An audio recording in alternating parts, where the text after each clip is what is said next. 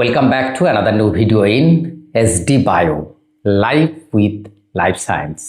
আমাদের রাজ্যের শিক্ষামন্ত্রী একবার নয় একাধিকবার বলেছিলেন যে আমরা অতি দ্রুত নিয়োগ করতে যাচ্ছি, কিন্তু আজকের যে একটা notification West Bengal board of secondary এডুকেশনের পক্ষ থেকে এলো, যেটাতে তার যে পদ্ধতি প্রক্রিয়াগুলো ছিল সেটাকে সে স্থগিত করেছে।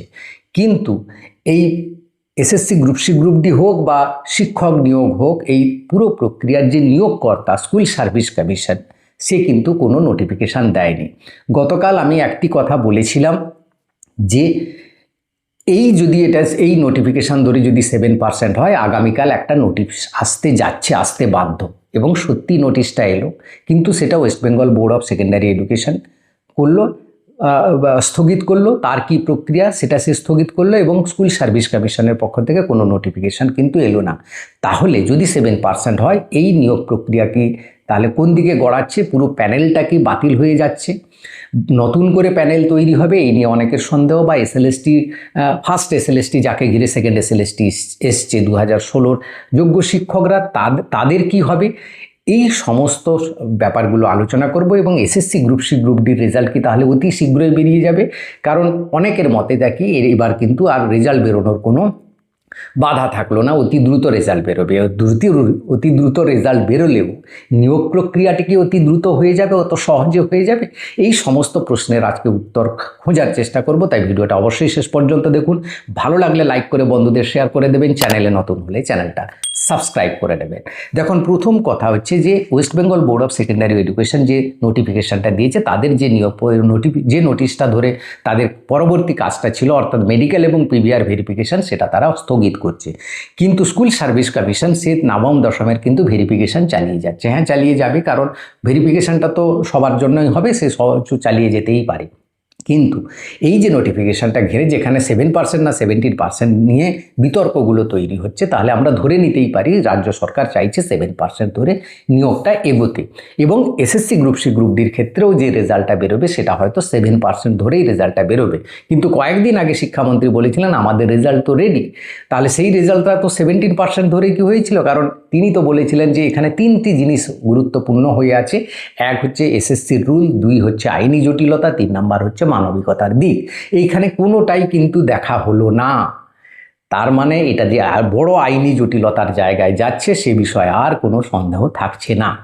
কারণ 2016 সালের শিক্ষকরা তারা তো আর কোনো বেনিফিট পাবে না। যারা চাকরি পেয়েছিল তাদের চাকরিটা থাকবে, চাকরি চলে যাবে না। কারণ 22 মে 2024 যে কলকাতা হাইকোর্টের ছিল, মানে যে অর্ডার ছিল, যারা আগে চাকরি পেয়ে গেছে তাদের চাকরি কোনো অসুবিধা হবে না। কিন্তু সেই প্যানেলটা যদি ক্যান্সেল হয়ে নতুন প্যানেল যদি হয়, তাহলে সেই প্যানেলে যদি ওবিসি 7% ধরে হয়, তাহলে অনেকে কিন্তু যোগ্য শিক্ষক যারা ওবিসি তে ছিলেন তারা কিন্তু এই কাট অফটা অতিক্রম করতে পারবেন না। অর্থাৎ তারা অটোমেটিক্যালি থেকে ছিটকে যাবেন, প্যানেল থেকে ছিটকে যাবেন, তারা চাকরিটা পাবেন না, একদম ধরে নিতেই হবে। অর্থাৎ অনেকগুলো ভ্যাকেন্সি থেকে যাবে যেগুলো আমাদের ফ্রেশাররা সেখানে ঢুকবে। এই জায়গাটা তারা কি সহজে ছেড়ে দেবে? নিশ্চয়ই এই জায়গাটা নিয়ে 2-1 দিনের মধ্যেই, বা স্কুল সার্ভিস কমিশন যতদিন না নোটিফিকেশান করছে, হয়তো আইন আদালতে যাবে না, কোর্টে তারা যাবেন। শুধু তাই নয়, SSC group C group D যারা যোগ্য রয়েছে, যারা 2 দিন আগে যারা রাস্তায় নেমেছিল তাদের দ্রুত বহাল করার জন্য, তারাও কি ছেড়ে দেবে? কারণ সেখানেও তো সেই একই ঘটনা রয়েছে।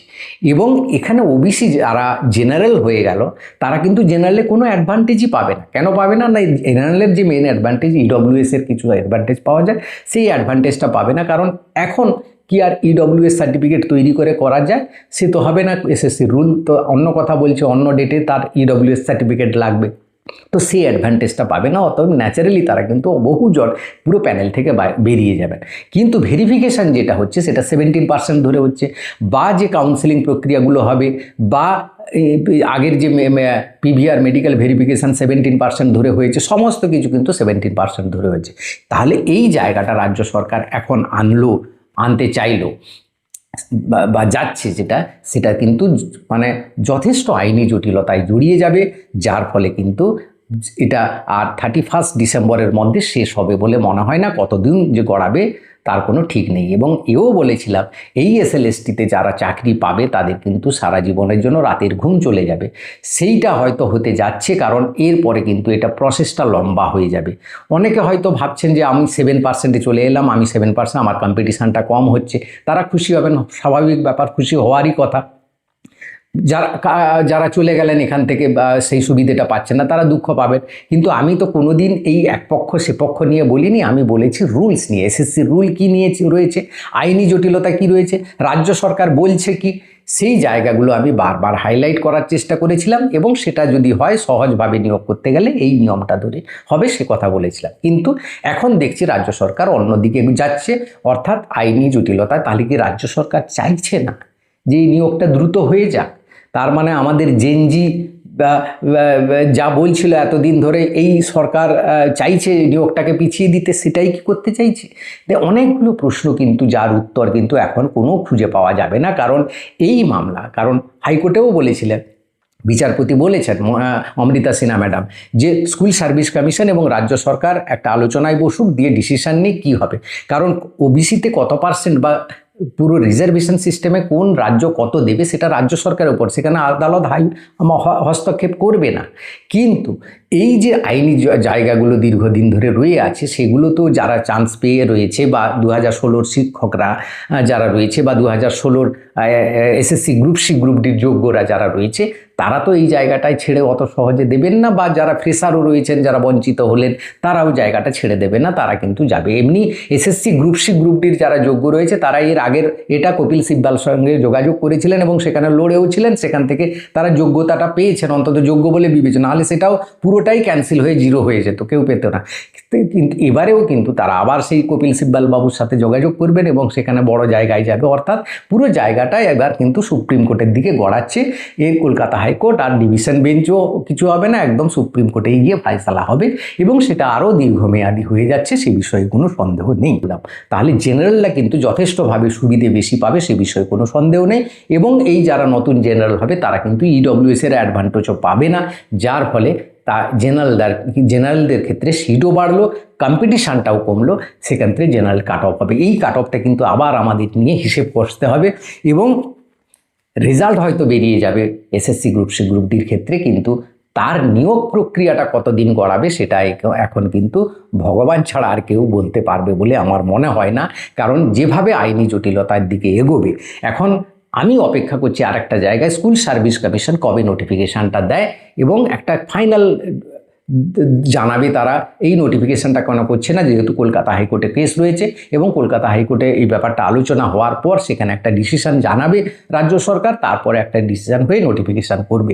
এই জন্য 7% করবে না 17% করবে, এক্স্যাক্টলি ক্লিয়ার নোটিফিকেশানটা কিন্তু তারপরে দেবে স্কুল সার্ভিস কমিশন বলে আমার ব্যক্তিগত মতামত এরকম কি হতে যাচ্ছে। তো এই জায়গাগুলো যেগুলো রয়েছে, মানে প্যানেল ক্যান্সেল হয়ে যাচ্ছে না, প্যানেল কোথাও ক্যান্সেল হওয়ার নেই, শুধু স্থগিত করা হয়েছে, অর্থাৎ কিছু দিনের জন্য বন্ধ রয়ে থাকবে। কারণ সরকার জানায় বা বোর্ড জানায় যে এই জিনিসগুলো কিন্তু আইনি জটিলতায় যাবে, এবং এগুলো একটা ফাইনাল ডিসিশান হবে কোর্টে, তারপরে কিন্তু তারা নোটিফিকেশান দিয়ে আবার প্রসেসটাকে এগোবে। প্যানেল ক্যান্সেল হবে না, কিন্তু আবার রিপ্যানেল হওয়ার সম্ভাবনা তৈরি হয়েছে বা হতে পারে। অর্থাৎ পুরো আবার কিন্তু ভেরিফিকেশান এমন তো মানে কী হবে, কী করবে, এটাই বোঝা মুশকিল হয়ে যাচ্ছে। মানে আবার একটা রিপ্যানেলের লিস্ট তো প্রকাশ করতেই হবে, কারণ যেহেতু একটা পার্সেন্টেজ তো চলে যাবে এখান থেকে, সেখানে তো এই পুরনো লিস্ট ধরে হবে না, তাহলে যা কিছু হয়েছে সব কিন্তু বাদ হয়ে যাওয়ার একটা জায়গা তৈরি হয়েছে। আদৌ কি সেটা হবে না রাজ্য সরকার কি চাইছে, এটা কিন্তু বোঝা যাবে হাইকোর্টে পরবর্তী শুনানিতে। তো এই ছিল আজকের ভিডিওটা ভালো লাগলে লাইক করে সবাইকে শেয়ার করে দিও। Thank you for watching.